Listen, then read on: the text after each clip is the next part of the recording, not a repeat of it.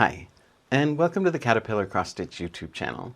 My name is Ford from Son of a Stitch, and this week I'm going to be talking to you about buying digital cross stitch patterns online and how to make sure that you don't buy one that sucks. If you learned something useful from me today, pay me back by subscribing to the channel, liking the video, and leaving a comment down below. It really helps me out and I would appreciate it. I got a lot to teach you, so let's get going.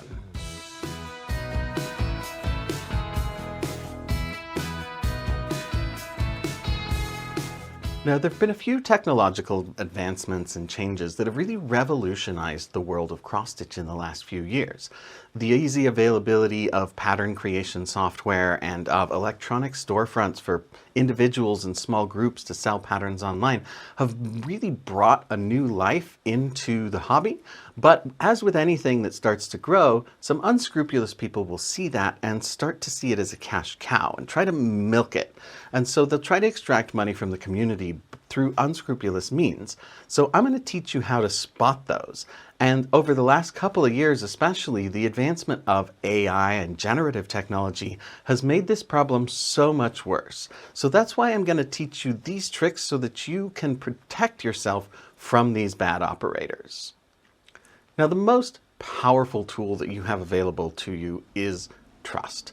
Buying patterns and products from a trusted brand or from a trusted creator. Since you're here on this channel, you're probably familiar with Caterpillar Cross Stitch and you know that the patterns that we make can be trusted and are good quality. And some of the things that we do, like reliably having those tested by actual stitchers, is one of the things that makes sure that you can do that. So there are some names out there, and of course you have your local needle workshop that you can go to, and usually they will have a stitched example, and they don't carry crappy knockoff patterns. So going to your local needle workshop, especially if it's one that happens to carry Caterpillar products, is a really great way to make sure that you know you're not getting ones that suck. On the other hand, if you are new, if say the YouTube algorithm just recommended me to you, a great way to see the quality of the Caterpillar patterns for yourself is to click that link down there in the description and sign up for the VIP Stitch Club.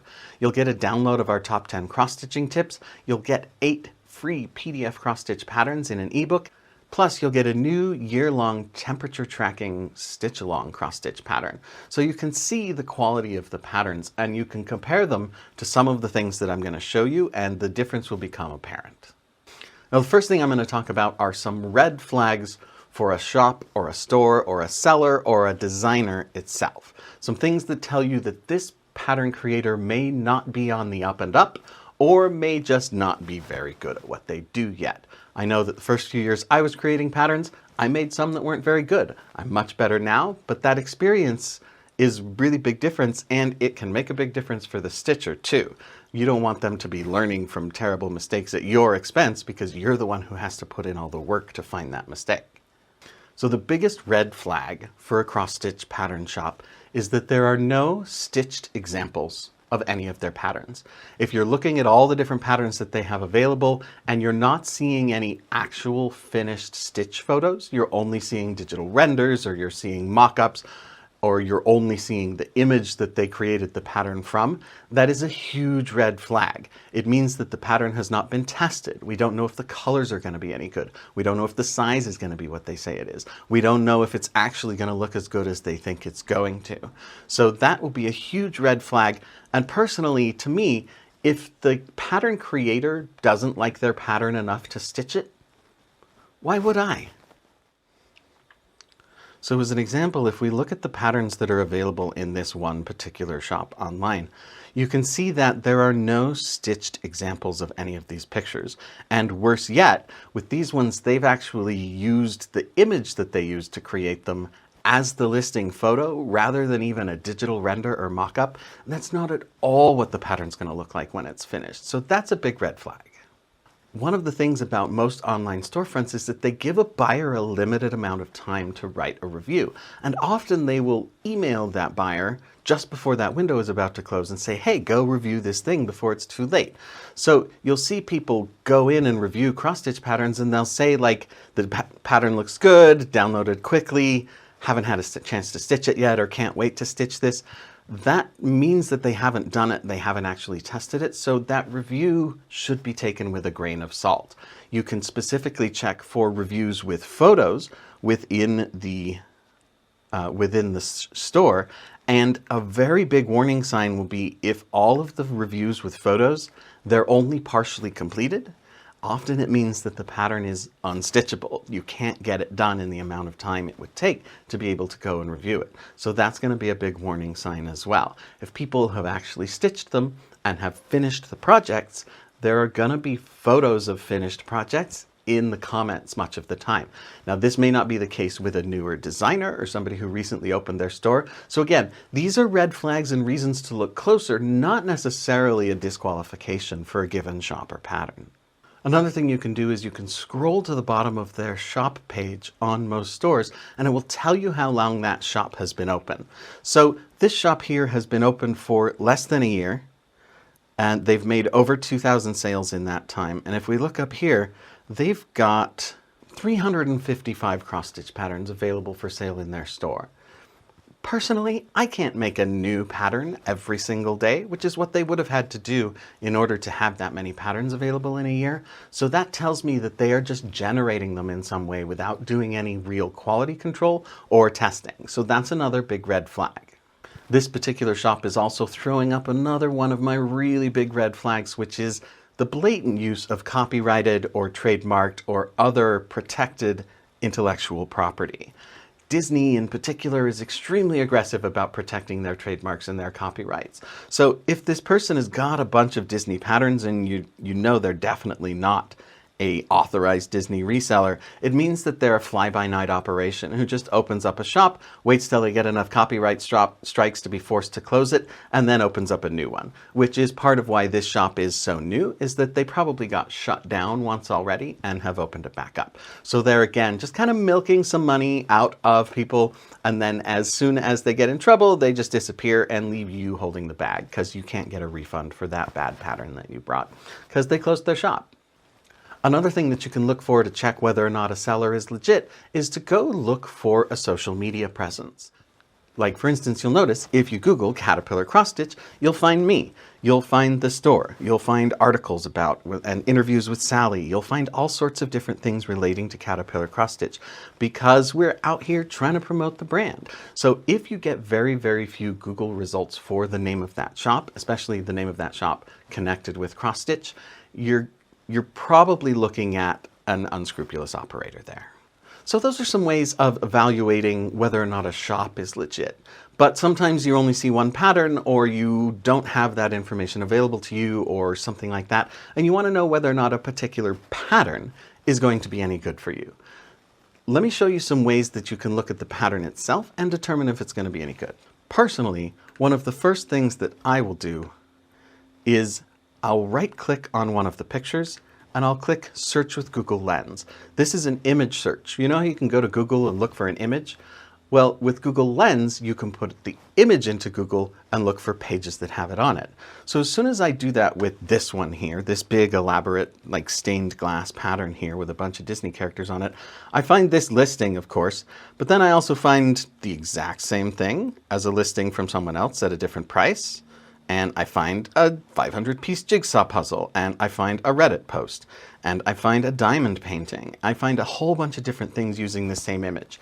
That tells me that this person stole this image, ran it through an image converter, and put the pattern up for sale. They definitely won't have done any quality control. This pattern is stolen property, and it's going to suck. Next thing I'm going to do is I'm going to dig into the details of that pattern, and I'm going to check how many colors it uses, and I'm going to check how big it is, and I'm going to see if this is a reasonable size pattern that a person might actually finish. So if we take a look at this cute little rainbow unicorn here, I do appreciate that this pattern creator has at least been honest about the fact that this is an AI generated image that they have converted into a pattern. A lot of them are not even that honest. But if we look at the size of it, it is 600 by 600 stitches. That's going to be a meter square, a little over a meter, a little over 3 feet square, 36,000 stitches. That would take me the rest of my life to finish, probably. It's also got 150 colors in it. So that's going to be a very expensive pattern to try to complete. So those are big red flags for me. And for me, that alone is a reason I would not buy this pattern, no matter how much I loved it and how cute I thought it was. A lot of them will also include examples, samples of what the pattern looks like, which is very helpful if you know what you're looking for. But most people don't know what they're looking for in those samples to tell whether or not it's any good. So let me show you a couple of things that you can look for in those samples so you can tell. So here they're showing us a close-up of part of their pattern. And when we look closely at it, what looks like a solid color in the preview image is actually a bunch of different grays. This is an effect we call anti-aliasing. It's where when you take an image and you scale it up or scale it down, you'll wind up with pixels, color elements of that picture that fall on a line between two sections. And so the software is looking at that image and it's taking the average of all the colors that wind up within that square. And so if you have something white that's against something black, you'll have all these white stitches coming up to it, you'll have these black stitches coming up to it, and then there'll be an area where some of the white falls in it and some of the black falls in what would eventually be a stitch. The software will look at those, it'll take the average of it, and it'll put a gray there. Sometimes it'll put a brown there. Sometimes it'll put a little bit of a purple there. That's gonna create weird looking artifacts that look okay on the preview image. Like if we look at the preview image of this pattern, well, one, their listing photo is not even a mock-up, it's just the original image that they created. But if we look at the preview image, it looks fine. It looks pretty good. It looks like it'll be a cool project. But then when we get in close and look at the detail of the pattern, it's not going to look that good. It's going to look blurry and hazy at the size that we actually do a cross stitch. So it's going to be an unsatisfactory result, which is a really rude awakening after you've invested hundreds of hours in a project. And another kind of artifact created by digital conversion is something that we can see even in the preview images itself. So if we look at the original image for this one pattern that I looked at earlier, you can see we've got this kind of gradient background here. Now that uses, a computer monitor has literally millions of colors available to it. But in cross stitch, we don't have that many colors. We have 500 odd colors available to us. So you can create blends, you can use various colors, you can simplify. There are different ways to handle that. One way that it can be handled is to create dithering. So if we look a little closer at this preview image here, we can see all of these little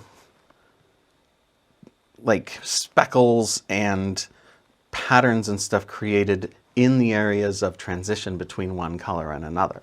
And that is called dithering. And one big problem with this is that these pattern conversion softwares usually are only so-so at actually picking the colors. So what looks like a smooth gradient in the preview image will wind up looking like a speckly, spotty mess in the actual finish, because the contrast or the luminance or the hue will be just a little bit different than the software thought it was, and it will actually look even worse in reality than it looks in the preview image. Now, if you still can't quite figure out whether or not a pattern is going to be any good, then there's the old reliable of asking someone. If you're in a cross-stitching community, you can ask people if they have any experience with a particular designer. And this is one of the reasons that I find these kinds of groups to be so valuable. There's a huge amount of resources available in online cross-stitch communities such as the Caterpillar Cross-Stitch Facebook group and the Caterpillar Cross-Stitch Instagram. There are thousands of stitchers in those spaces who can offer opinions on things. But you do want to check the rules of those groups to make sure that you're able to talk about other patterns and designers. So for instance, I know in the Caterpillar Cross-Stitch Facebook group, there's one specific thread each week where they want you to talk about other things, but mostly because it is a Caterpillar group, they only want you to talk about Caterpillar patterns there generally. But using that resource of other people who know is a really, really valuable approach as well. Now, those are some tried and true strategies that you can use to help make sure that you don't get stuck with a crappy pattern and no shop to return it to. People have tons of horror stories about buying patterns before they knew what to look for and how much time and money and effort they invested in those projects before realizing that they'd gotten hosed.